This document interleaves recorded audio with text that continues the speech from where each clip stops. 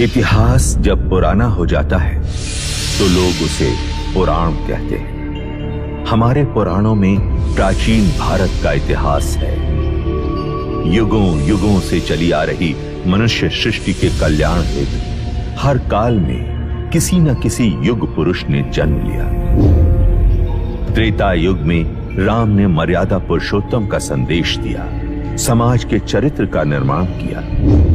द्वापर युग में कृष्ण ने गीता के द्वारा कर्म का सिद्धांत समझाया और धर्म की संस्थापना की।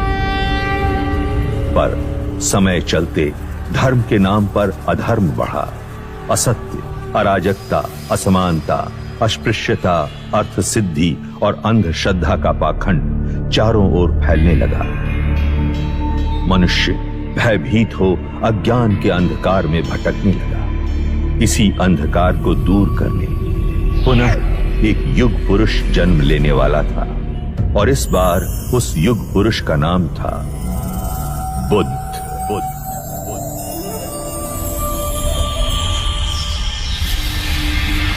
महाभारत युद्ध पश्चात कई युग बीत चुके थे। उस महायुद्ध की परछाई ने भारतवर्ष को कई हिस्सों में बांट दिया था। 2500 वर्ष पूर्व उत्तर पूर्व भारत में मगध और वैशाली के समीप एक संघ राज्य था, कपिलवस्तु। उस समय कपिलवस्तु पर शाक्य कुल के पराक्रमी क्षत्रिय सूर्यवंशी राजा शुद्धोदन का शासन था।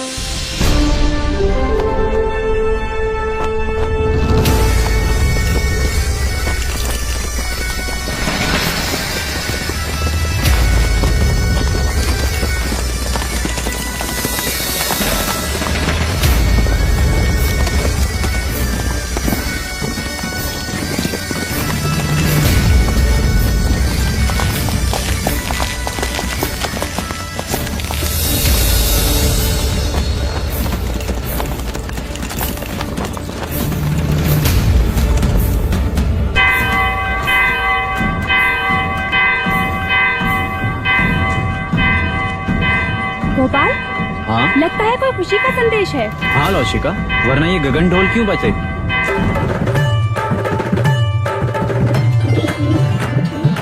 एक ओर से आए राजा, दूजी ओर से पांडव भी। युद्ध हुआ रण में घमासान, अंत में जीते जो थे वीर।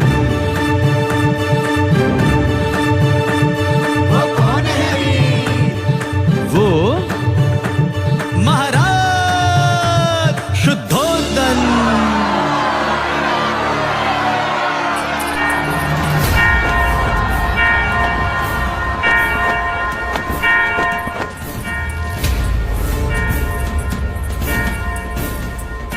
छोटी महादेवी, छोटी महादेवी,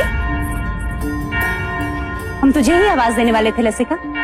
यह गगन ढोल खुशी के समाचार है महादेवी। महाराज शुद्धोधन पांडव भीलों की प्रजाति को युद्ध में पराजित कर कपिलवस्तु लौट रहे हैं। ईश्वर ने हमारी मनोकामना पूरी कर दी। क्या यह समाचार महादेवी महामाया तक पहुंचा? नहीं, वो इस समय अपने कक्ष में नहीं है। ठीक है, तू गरीबों में अन्नदान का प्रबंध कर। यह खुशी का समाचार हम स्वयं अपनी बड़ी बहन को देंगे।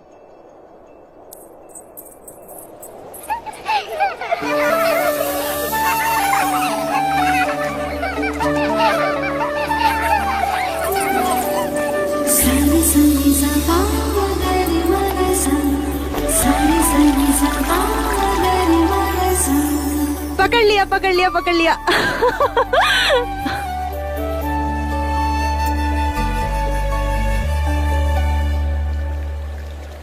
दीपदत्त, बाकी बच्चे कहाँ गए? बच्चे? कौन से बच्चे? यहाँ मैं अकेला हूँ।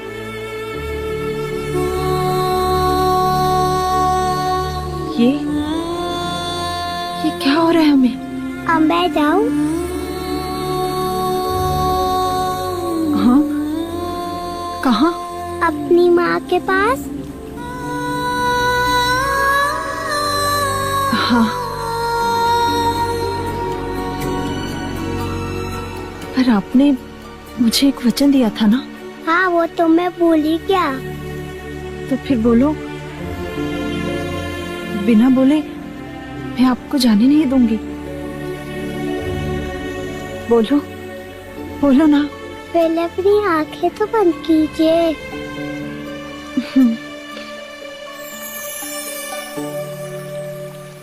माँ।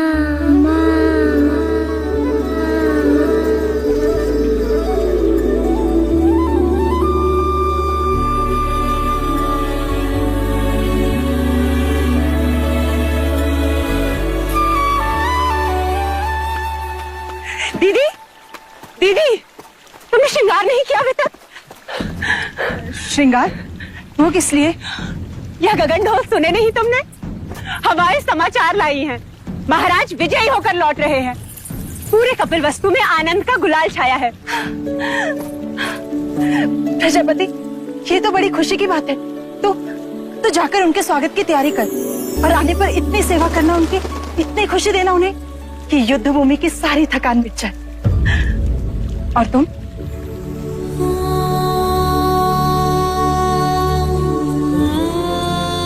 खुशी के मौके पर पांच का चेहरा नहीं देखते प्रजापति।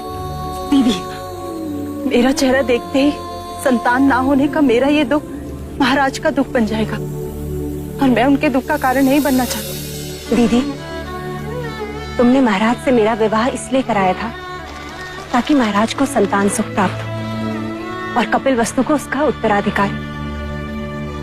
किंतु 4 वर्ष हो गए, मैं भी महाराज को संतान का सुख नहीं दे पाई। तो पांच तो मैं भी हुई ना। ना प्रजापति ना। मैं अपनी आशा के मुंह से अशुभ सुनना नहीं चाहती। और मैं भी तुम्हें इस हाल में नहीं देखना चाहती। इस वक्त हम दोनों का कर्तव्य है कि हम मिल के महाराज का स्वागत करें और उनकी खुशी को दोगुना कर दें। क्या चाहती हो तुम? बस इतना कि जब महाराज आए तो तुम उनका स्वागत पूरे 16 श्रृंगार के साथ करो और महाराज बस तुम्हें ही देखते रह जाएं। महाराज की, महाराज की, महाराज की, महाराज की, महाराज की, महाराज की, महाराज की, महाराज की, महाराज की, महाराज की, महाराज की, महाराज की, महाराज की, महाराज की, महाराज की, महाराज की। सारे सनी सबा मगरी मगसा, सारे सनी सबा मगरी मगसा।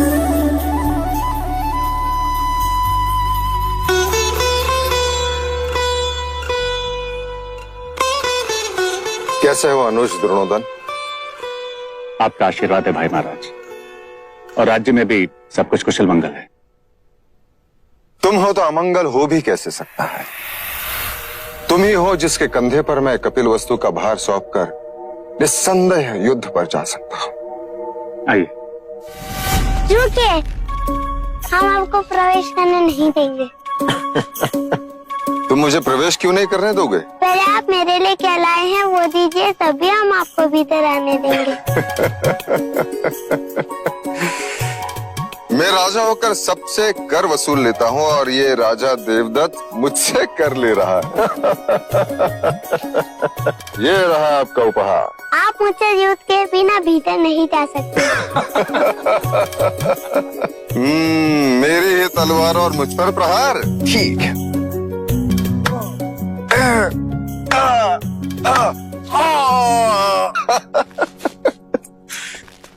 देवदत्त अप्रतिम।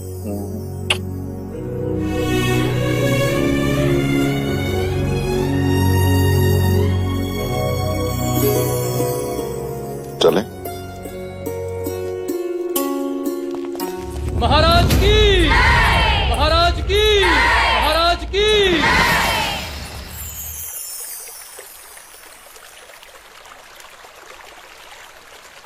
बहुत पीड़ा हो रही है।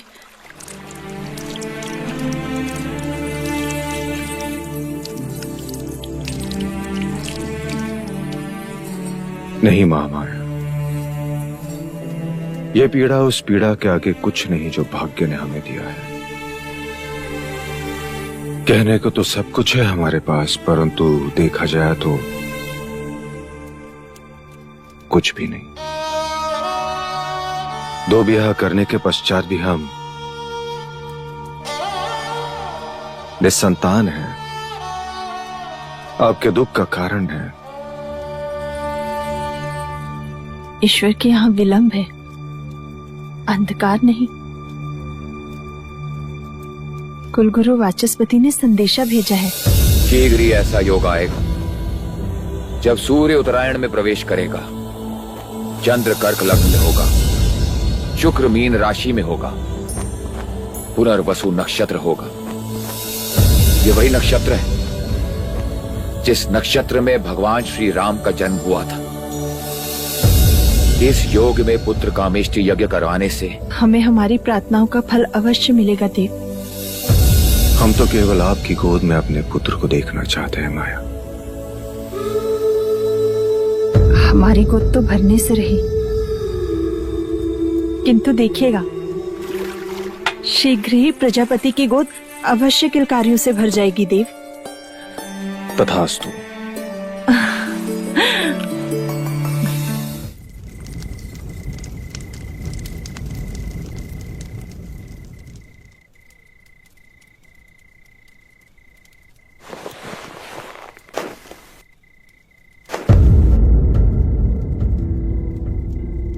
महामाया,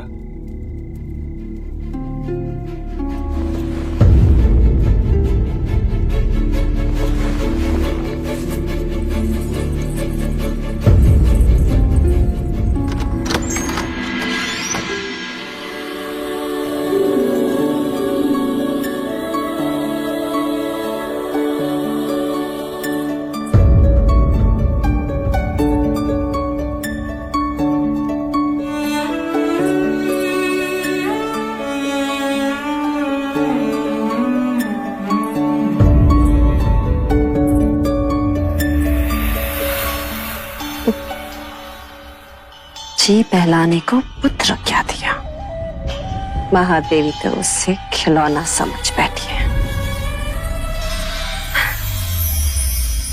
अरे महादेवी, आप इस वक्त यहाँ?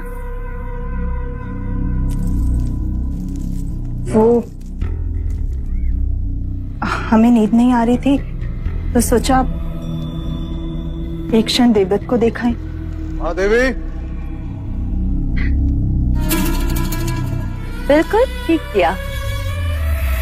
मेरा देवदत्त आपका पुत्र ही तो है।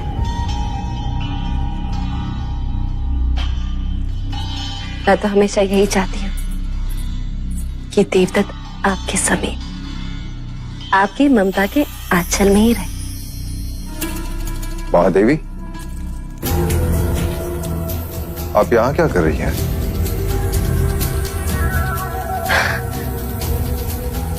महाराज, मैं समझती हूँ महादेवी की व्यथा। हो जाता है ऐसा कभी कभी। जो चीज नहीं होती उसकी इच्छा प्रबल हो जाती।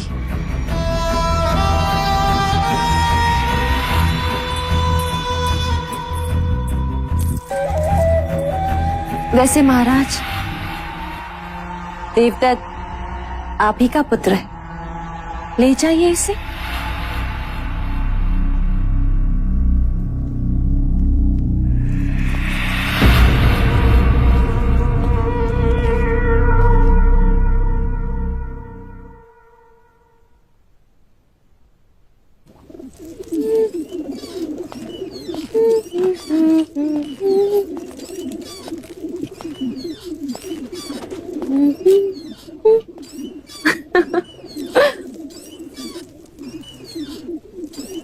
देवदत्त कहाँ है मंगला? महाराज के पास। यही बात अच्छी नहीं लगती। जब भी मैं अपने पुत्र से मिलना चाहता हूँ, या तो वो महादेवी के पास होता है या फिर महाराज के पास। उस रात भी जब मैंने उसे भेजा था, आज नहीं तो कल देवदत्त को महाराज की जगह जो लेनी, युवराज जो बनना है, और फिर कपिलवस्तु का महाराज। जब जब मैं देवदत्त को महाराज के साथ सिंहासन पर बैठा देखती हूँ, मन सपने बुनने लगता है और फिर सुनाई देता है, युवराज देवदत्त की जय, युवराज देवदत्त की जय हो। मन के पंछी पकड़ना छोड़ दो मंगला। जिस दिन महादेवी माया या प्रजापति दोनों में से किसी एक को संतान हो गई तो तुम्हारी सारी इच्छाएं धरी की धरी रह जाएंगी।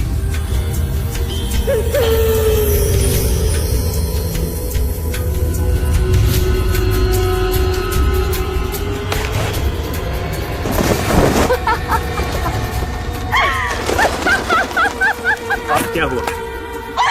देखो सपनों के पंछियों को कैसे पकड़ लिया मैं।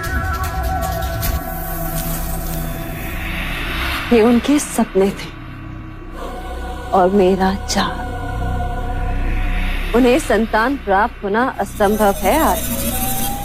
उसी असंभव को संभव बनाने कुल गुरु वाचस्पति आज पुत्र कामेष्टि यज्ञ कराने के लिए। पुत्र कामेष्टि यज्ञ? ऐसे पुत्र कामेष्टि यज्ञ करने से अगर संतान प्राप्त होने लगे तो सारे संसार में आग लग जाएगी। कामुका? जी देवी। इन पंछियों को पिंजरे में बंद कर दो, देवदत्त को तीरंदाजी में काम आएंगे।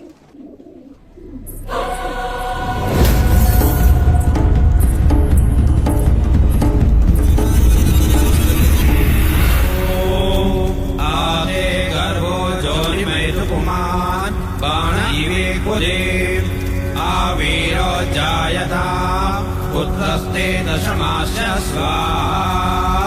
ओम इदं अग्नये नमः। ओम इदं विष्णवे नमः। राजन, सभी देवी देवताओं और ग्रहों के बाद हम कुल देवता सूर्य देव का आवाहन करें। सूर्य देवता अपने कुल की रक्षा हेतु अपनी किरणों पर सवार होकर इस कमल को खिलाएंगे। आदिदेव नमस्तुभ्यं प्रसीद मम भास्कर। दिवाकर नमस्तुभ्यं प्रभाकर नमोस्तुते।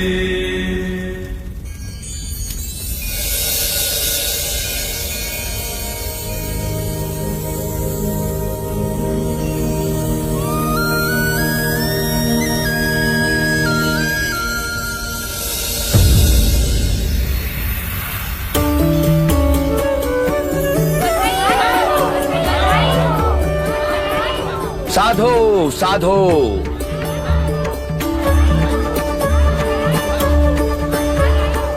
कमल के फूल का खिलना यह संकेत देता है कि आपका भाग्य खुलने वाला है राजन।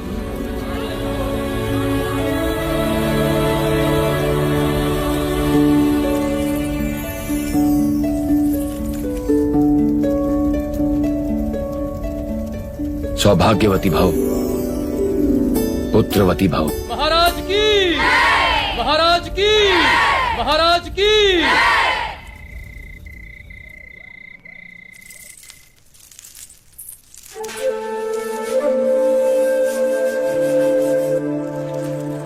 प्रजापति,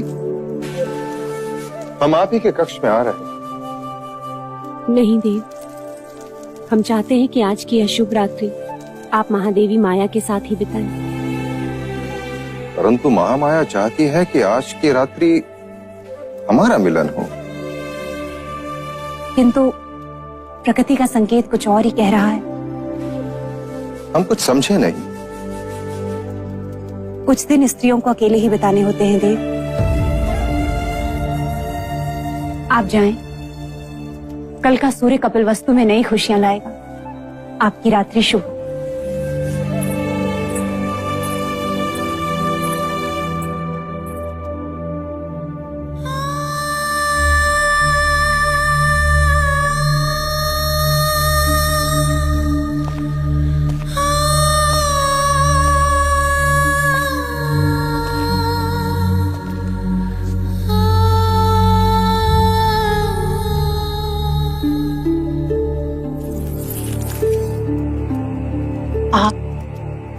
यहाँ? आपको तो प्रजापति के कक्ष में होना चाहिए। छोटा मुंह बड़ी बात। आपने महाराज से झूठ क्यों कहा कि आप रजस्वला है?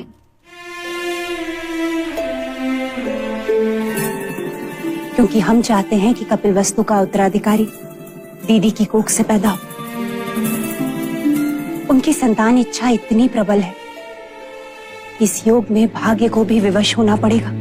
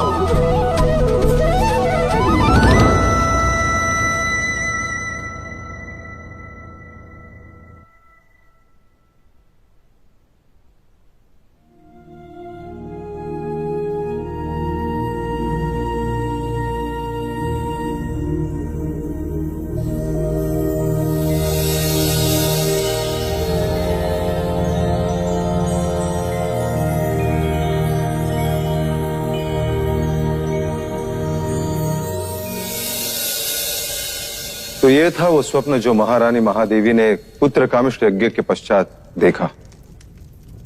आदरणीय कुलगुरु वाचस्पति एवं समस्त ब्राह्मणगण, कृपा करके हमें यह बताएं स्वप्न का तात्पर्य क्या है?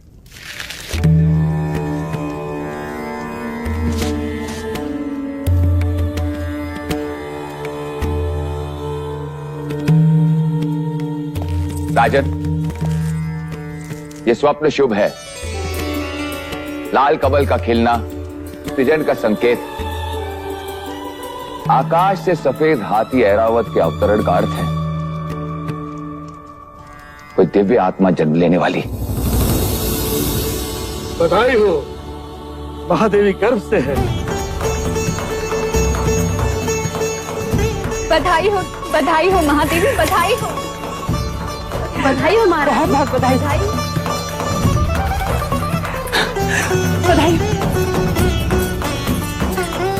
बधाई हो महादेवी।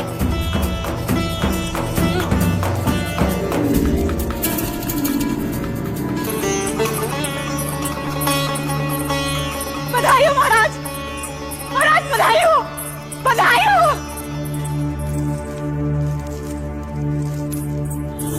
हो महाराज, बधाई हो। वैद्य जी ने घोषणा कर दी है, महादेवी गर्भ से है।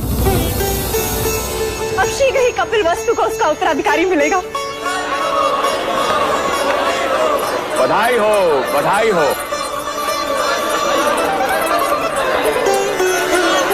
राजन, एक और बात, इस योग में जन्म लेने वाला बहुत बड़ा योद्धा बनेगा। ऐसा ही होगा। हम तो केवल राजा बने, वो राजाओं का राजा होगा, महान योद्धा होगा, चक्रवर्ती सम्राट होगा।